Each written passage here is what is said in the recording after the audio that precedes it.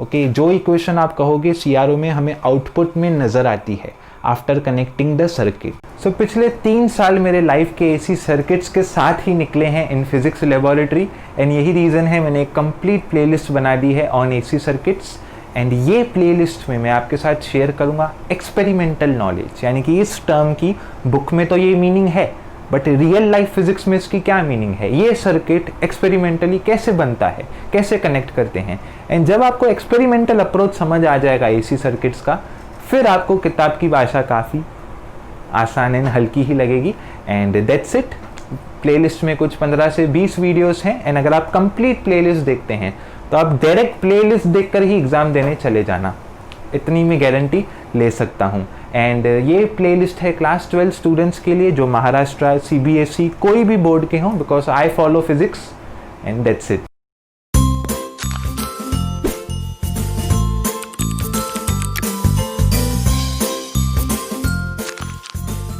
हाय, ये है हमारे प्लेलिस्ट की सबसे ज़्यादा इम्पॉर्टेंट वीडियो। यहाँ पर मैं कुछ टाइम पास, कुछ जोक, कुछ भी एक्स्ट्रा चीज़ नहीं बताऊँगा। जस्ट 20 मिनट जो भी एक्स्ट्रा कर रहे हैं सब कुछ स्टॉप कर दो, बस यहाँ पर फोकस करो 20 मिनट।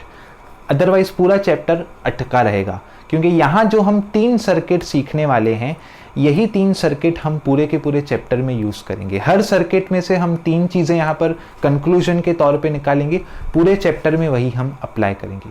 एकदम फोकस, एकदम अटेंशन के साथ लंबी सांसें अंदर लेंगे। बस अभी 20 मिनट सीधा आई टू आई कांटेक्ट रहेगा। Let's start. फेज़र के लिए मैंने सेपरेट वीडियो बना दी, लिंक टूट रही थी। ये वीडियो मैं 6th टाइम रीशूट कर रहा हूँ, बिकॉज कहीं ना कहीं मुझे एक्स्ट्रा चला जा रहा था और मुझे नहीं चाहिए कि ये टॉपिक में 1% भी आपका अटेंशन डाइवर्ट हो। तो फेज़र के लिए मैंने सेपरेट ही वीडियो बना दी, इस वीडियो में करेंगे ही नहीं हम। चलो स्टार्ट करते हैं। Okay, let's start.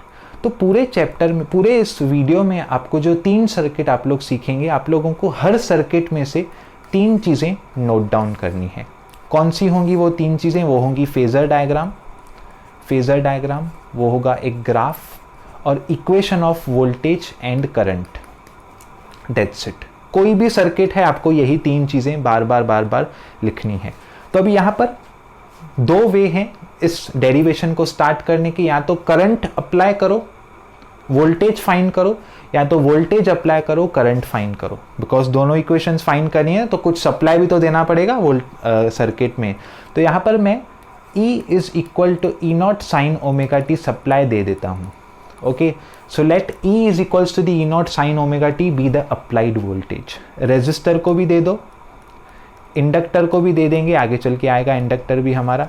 इंडक्टर को भी दे दो और कैपेसिटर को भी दे दो, सबको दे दो। ठीक है, एकदम सबको दे दो, सब कुछ साथ में करना है। इधर पहले ही दे दिया है, क्या बात है, होशियार। ओके, अब स्टार्ट करते हैं। सो बेसिकली हमें पता है E is equals to the होता है IR, जैसे V is equals to the होता है IR। तो पीक वैल्यू के लिए क्या हो जाएगा? पीक वैल्यू के लिए हो जाएगा E0 is equals to the I0 into R। यही 2 इस ऊपर वाली में सब्सटीट्यूट करेंगे, क्या मिलेगा? यहाँ मिलेगा IR is equals to I0 R sine of omega T.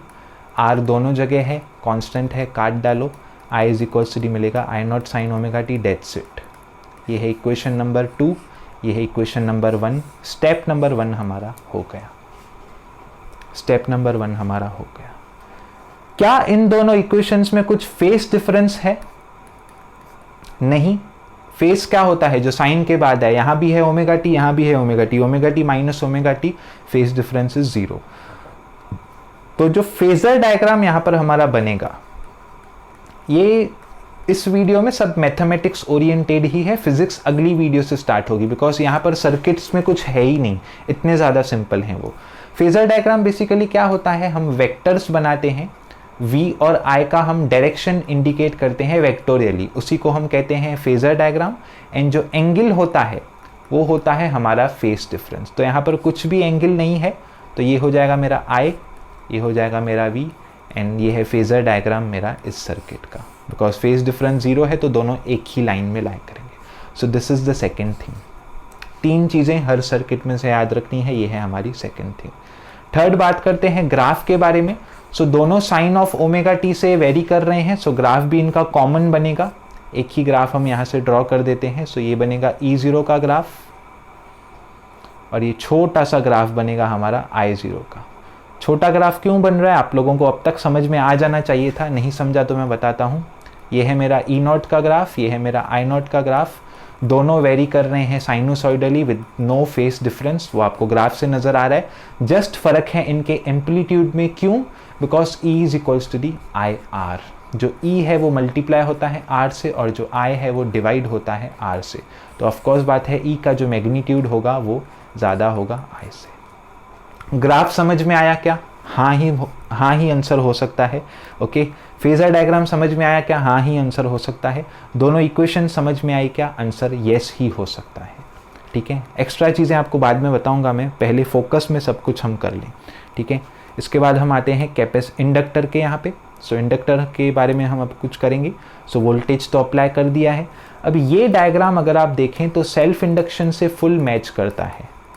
Okay, self induction से फुल मैच करता है ये डायग्राम, तो सेल्फ इंडक्शन से पूरा का पूरा मैच करता है ये, राइट। तो सेल्फ इंडक्शन की ही फॉर्मूलाज आप यूज़ कर सकते हैं। तो सेल्फ इंडक्शन की फॉर्मूला क्या थी? E is equals to the L di/dt।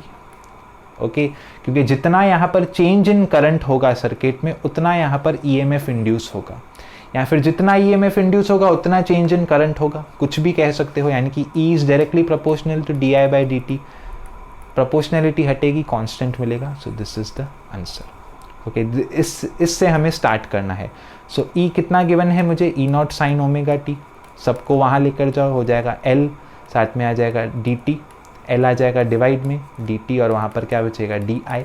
इसी को कर दो integration. So by integrating above equation मुझे क्या मिलेगा? सो di का इंटीग्रेशन क्या हो जाएगा? di का इंटीग्रेशन हो जाएगा I, एंड वहाँ पर क्या बचेगा? वहाँ पर बचेगा E0 डिवाइड में L sine of omega T, यहाँ बचेगा dt। यहाँ पर E0 कांस्टेंट है बाहर, L कांस्टेंट है बाहर, साइन ओमेगा टी का integration minus cos of omega t, omega आ जाएगा बाहर, इंटीग्रेशन का रूल है। That's it. अब मुझे पता है, ठीक है, मुझे ये चीज़ ऑलरेडी पता है कि यहाँ पर कुछ ना कुछ करके मुझे पीक वैल्यू ऑफ करंट लेकर आनी है। बिकॉज हमारी इक्वेशंस देखो सब सिमिलर आती हैं, सिमिलर बोलो, सिमेट्रिक बोलो, जैसे कि यहाँ पर आई थी, देख रहे हो, पीक वैल्यू आएगी ही यहाँ पर। तो मैं वही करूँगा, इक्वेशंस को कंपेयर करने की कोशिश करूँगा आपस में, एंड मैं लेकर आऊँगा वहाँ पर ज़बरदस्ती मेरी पीक वैल्यू। सो यहाँ पर मैं कह सकता हूँ कि E0 is equals to the I0 R। तो I0 क्या हो जाएगा मेरा? E0/R। तो R के जगह यहाँ पर क्या है? सो R के जगह यहाँ पर एक टर्म आ रहा है ओमेगा इंटू L। ये टर्म रेजिस्टेंस का काम कर रहा है, इस वजह से ओमेगा L के जगह पर है, एंड इसको हाल फिलहाल में बोल देता हूँ इक्वल टू XL। अब XL बहुत फीलिंग वाला टर्म है, बहुत ज़्यादा फीलिंग है इस टर्म में, बट उसके लिए मैं सेपरेट वीडियो बनाऊंगा, बिकॉज यहाँ पर हमें पूरा मैथमेटिक्स पे फोकस करना है। ठीक है, XL का मैंने एक्सपेरिमेंट भी दिखाया है in the video reactance versus resistance versus impedance, वो वीडियो देख लेना। ओके, सो यहाँ पर क्या हो जाएगा? यहाँ पर हो जाएगा I is equals to the minus I0 cos of omega T. Okay, जहाँ पर XL मेरा क्या है? XL is equals to the omega L, किसके बराबर है? R के बराबर, यूनिट भी इसका इवन ओम्स में है। सो दैट्स इट, मुझे यहाँ पर इक्वेशन मिल गई। तो E था मेरा E0 कॉस ओमेगा टी में, तो I है मेरा माइनस I0 क्या लिख रहे हो राहुल जी? सो E है मेरा E0 sine omega T, and यहाँ पर I है मेरा I0 cos of omega t. So ये है मेरी इक्वेशंस। ओके, ये है मेरी इक्वेशंस।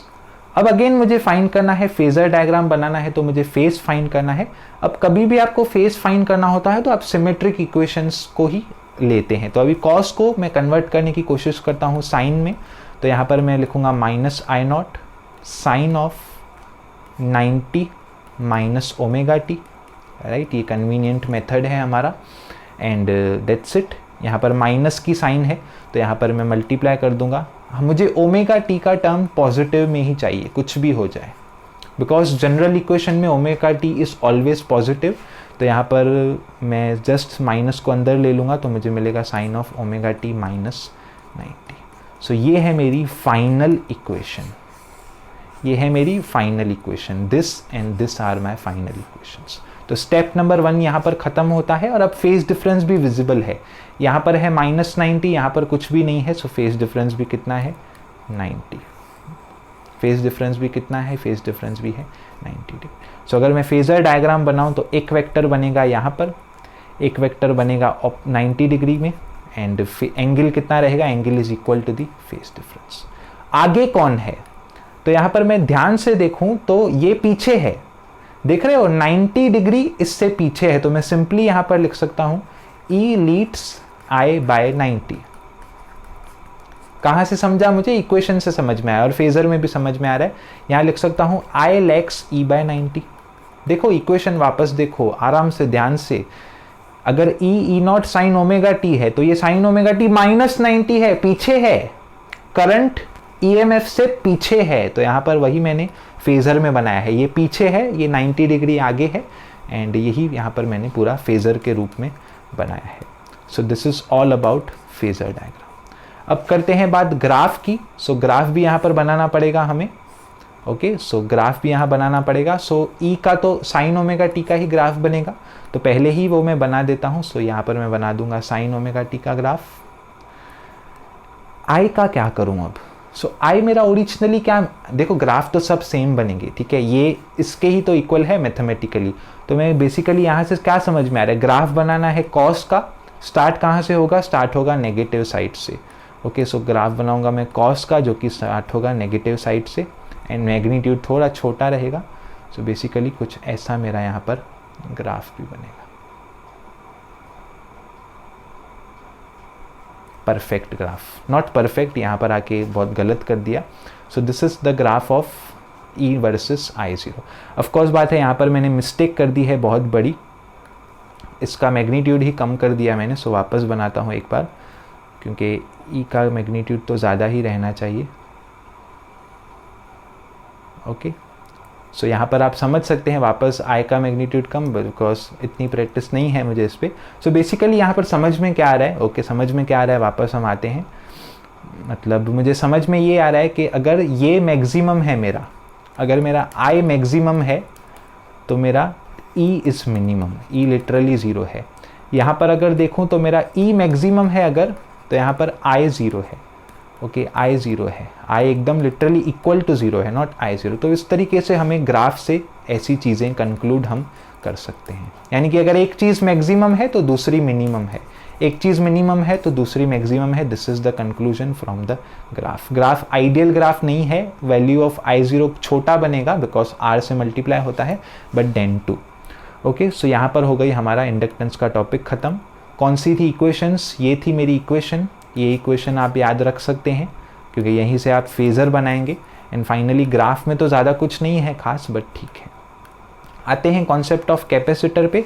सो कैपेसिटर पे मुझे पता है वोल्टेज अक्रॉस कैपेसिटर होती है Q/C, right, and Q is equals to the होता है VC, और चलो V तो मुझे पता है, V तो मुझे पता है E naught sine omega T, तो I होता है dQ/dt, क्योंकि कैपेसिटर में चार्जिंग डिस्चार्जिंग होती है। सो dQ/dt हम कंसिडर करते हैं। सो Q खुद है बराबर VC के, V किसके बराबर है, V बराबर है E naught sine omega T के, तो यहाँ पर क्या आ जाएगा E naught sine omega T multiplied by C, E0 constant बाहर, C कांस्टेंट बाहर, साइन ओमेगा टी का derivative cos omega T, chain rule से ओमेगा भी बाहर, I is equals to the ये पूरा टर्म मिला जिसमें E naught C omega cos of omega T मुझे मिला। मुझे पता है एनी हाउ यहाँ पर मुझे I0 का टर्म लेकर आना है, तो यहाँ पर मैं वही कोशिश करूँगा। सो मुझे पता है E naught is equals to the I naught by R, I naught is E0 by R, तो कुछ ना कुछ करके इस फॉर्म में तो मुझे लाना पड़ेगा इसी इक्वेशन को। तो E नॉट तो है, अभी R नीचे है, तो इसको नीचे कैसे लेके आऊँ, तो मैं इसको लिख सकता हूँ 1/ωc times of cos of omega T. And yes, यही जो इक्वेशन है यहाँ पर ये काम कर रही है मेरा रेजिस्टेंस का, तो यहाँ पर मेरा रेजिस्टेंस इक्वल है 1/ωc के बराबर है, 1/ωc, एंड इसको हाल फिलहाल मैं नाम देता हूँ XC। सो मैं यहाँ पर कंक्लूड करके लिख सकता हूँ that I is equals to the I naught cos of omega T, जहाँ पर XC किसके बराबर है, XC is equals to the 1/ωc, E किसके बराबर है, E naught sine of omega T, okay. Phase difference कितना है, फेज डिफरेंस देख के समझ में आ रहा है 90, देख के ही समझ में आ रहा है, बट कौन आगे कौन पीछे, तो आपको पता होगा कॉस का ग्राफ हमेशा आगे होता है, बिकॉज कॉस स्टार्ट ही बीच में से होता है, साइन का यहाँ से स्टार्ट होता है, कॉस का स्टार्ट ही यहाँ से होता है, तो कॉस 90 डिग्री आगे होता है। तो अगर इसका मैं फेजर डायग्राम बनाऊँ तो आई मेरा आगे बनेगा एंड ई मेरा पीछे बनेगा। कितना डिग्री पीछे? सो 90 डिग्री पीछे। और इसी ग्राफ को हम ऐसे भी बनाते हैं एज आई को यहाँ पर कंसिडर करके ई को यहाँ पे, एंड अगेन वही बात हो जाएगी, आई ही आगे है because E negative I axis में चला गया, so both ways are correct. ये वे बनाते हैं हम सिर्फ टॉपिक पढ़ने के लिए, ये वे हम बनाते हैं पूरा कॉन्सेप्ट क्लियर करने के लिए, बिकॉज इसमें आगे चल के इंडक्टर भी आ जाएगा। But again this is not correct, again मुझे कॉस ओमेगा टी को साइन ओमेगा टी में कन्वर्ट करना पड़ेगा। तो यहाँ पर मैं क्या करूँगा, I is equals to the I naught cos omega t. Again आपको एक बेसिक बता दूं, कॉस ऑफ टीटा को मैं कन्वर्ट कर सकता हूं कभी भी साइन ऑफ टीटा में दो वेज में, या तो साइन ऑफ 90 माइनस टीटा या तो साइन ऑफ 90 प्लस टीटा। तो कंफ्यूज नहीं होना है कि कभी किस फॉर्म में करूं, आपको सिर्फ याद रखना है ओमेगा टी मेरा प्लस में आना चाहिए, बाकी कुछ भी हो आई डोंट केयर, ठीक है। तो अगेन यहाँ पर मैं क्या कर सकता हूँ, कॉस ऑफ ओमेगा टी को कन्वर्ट कर सकता हूँ साइन ऑफ ओमेगा टी में, बट 90 तो समझो ले लिया, 90 तो ले लिया, बट अभी मेरा ओमेगा टी आना चाहिए प्लस में, तो यानी कि मैं सेकेंड फॉर्म चूज़ करूँगा, so plus omega T and that's it. यही कन्वर्ट करना है इसके साथ, मुझे कंपेयर करना है इसके साथ। So these two are my equations, ठीक है। फेज़र ऑलरेडी बना चुका हूँ, फेज़र में देखो डायरेक्टली समझ में आ रहा है, दूसरे वे में भी यहाँ पे समझ में आ रहा है कि जो आई है मेरा, जो मेरा आई है वो 90 डिग्री आगे है इससे, ये सिर्फ ओमेगा टी है, ये है ओमेगा टी प्लस 90 जो मैंने यहाँ पर ऑलरेडी दिखा दिया है। ग्राफ्स आप बनाएंगे तो ग्राफ में कैसा बनेगा, यहाँ पर ग्राफ में ई तो बनेगा साइन का ही ग्राफ, ठीक है, बट आई क्या बनेगा, आई बनेगा कॉस का ग्राफ, यानी कि कुछ ऐसा। अगेन वही बात होगी, ये जहाँ मैक्सिमम ये यहाँ होगा मिनिमम। एक्चुअली ग्राफ्स परफेक्ट नहीं बन रहे हैं बिकॉज कर्व्स थोड़ी मेरी ड्राइंग ख़राब है, बट आप इमेजिन कर ही सकते हो, ये यहाँ पर है मैक्सिमम करंट, तो ई यहाँ पर है मिनिमम, राइट, तो वही लॉजिक यहाँ पर भी लगेगा। सो बेसिकली मैं कह सकता हूँ जो इम्पोर्टेंट कॉन्सेप्ट था वो हमारा यहाँ पर ख़त्म होता है। यही सारा इस चैप्टर का था सारांश, नॉट सारांश बट यही सब इस चैप्टर में आगे चल के यूज़ होगा। यहाँ पर अब ये सब चीज़ें मैंने क्या दिखाई हैं, तो हम जो डायग्राम में बनाते हैं ऐसा कुछ, अभी एक्स्ट्रा चीज़ें बता रहा हूँ, फिर एक कंक्लूजन बता के ख़त्म करूँगा। अब यहाँ पर हम बनाते हैं एसी सर्किट का सिंबल। अब एसी सर्किट का सिंबल मतलब क्या आप एक रेजिस्टर को लेके सीधा अपने जो घर का बोर्ड है उसमें डाल दोगे क्या? नहीं। एक्सपेरिमेंट जब भी आप करते हैं तो हम यूज़ करते हैं स्टेप डाउन ट्रांसफार्मर का, बिकॉज घर पे 220 वोल्ट आती है और हमें कम वोल्टेज चाहिए, तो रियलिटी में स्टेप डाउन ट्रांसफार्मर यूज़ होता है। और ये जो इक्वेशंस आप पढ़ रहे हैं cos omega T sign omega T, इनका क्या रेलेवेंसी है, तो ये इक्वेशंस बेसिकली हम CRO में देख सकते हैं, ओके, इस फॉर्म में नज़र आती है। अगर आप लोग को लग रहा है नहीं गूगल से उठाया है तो ऐसी कोई बात नहीं है, पिछले 5 साल से CRO के साथ ही काम कर रहा हूँ, ओके। जो इक्वेशन आप कहोगे CRO में हमें आउटपुट में नज़र आती है after connecting the circuit, after connecting the circuit. अभी इसी इक्वेशन की अगर बात करें तो ये देखो यहाँ पर ये इक्वेशन क्या है, यहाँ पर ये इक्वेशन है साइन ओमेगा टी में, ओके, और ये इक्वेशन देखो, अगर ये इक्वेशन देखो तो this is in minus sign omega T, this is in minus sign omega T. तो इस तरीके से हमें सारी इक्वेशंस इस फॉर्म में नज़र आती हैं आई और वी की। सो this was about the phasors and that's it. Finally हम कंक्लूड करते हैं। सो अब तक हमने क्या सीखा, तो अगर हम बात कर रहे थे रेजिस्टर की, तो रेजिस्टर का फेजर कैसा था, आई भी ऐसा, ई भी ऐसा। इंडक्टर की बात करें तो इंडक्टर का फेजर कैसा था, वी ऐसा, आई ऐसा। कैपेसिटर की बात करें तो कैपेसिटर में फेजर कैसा था, एक ऐसा और एक ऐसा, ये 90 डिग्री यहाँ पर और ये 90 डिग्री यहाँ पर। This is about L, this is about C, this is about R. यहाँ पर दोनों चीज़ें थी इन फेस, तो I is equals to the I naught sine omega T, यहाँ पर E is equals to the E naught sine omega t. Inductor के case में जो हमारा करंट था, ठीक है, देखो वोल्टेज तो सब जगह सेम ही लगा दी थी मैंने, अगर आपको याद हो तो, ओके, वोल्टेज जो थी वो तो हमने सेम ही लगा दी थी हर जगह पे, ओके। सो यहाँ पर जो करंट है, करंट क्या था, करंट बेसिकली था 90 डिग्री पीछे, सो था ओमेगा टी माइनस 90, एंड यहाँ पर जो करंट था ये था मेरा 90 degree omega t plus 90 degree आगे। So this was all about AC circuits. इसका आप स्क्रीनशॉट ले सकते हैं। और यही चीज़ द मोस्ट इम्पॉर्टेंट है और पूरे के पूरे चैप्टर में यूज़ होंगी। सो मैं उम्मीद करता हूँ आपको ये वीडियो समझ में आई होगी, बिकॉज ये वीडियो बहुत इंपॉर्टेंट थी। अगली वीडियो से हम यही सारी चीज़ें यूज़ करेंगे। और क्या यूज़ करेंगे, ये कंक्लूजन कि फेज डिफरेंस कितना है, कंडक्टर में, इंडक्टर में कौन आगे, इंडक्टर में ई आगे, कितना आगे, 90 डिग्री आगे, कैपेसिटर में कौन आगे, कैपेसिटर में आई आगे, कितना आगे, 90 डिग्री आगे। इक्वेशंस क्या हैं, इक्वेशंस फेजर में से देखकर ही आप बना सकते हो।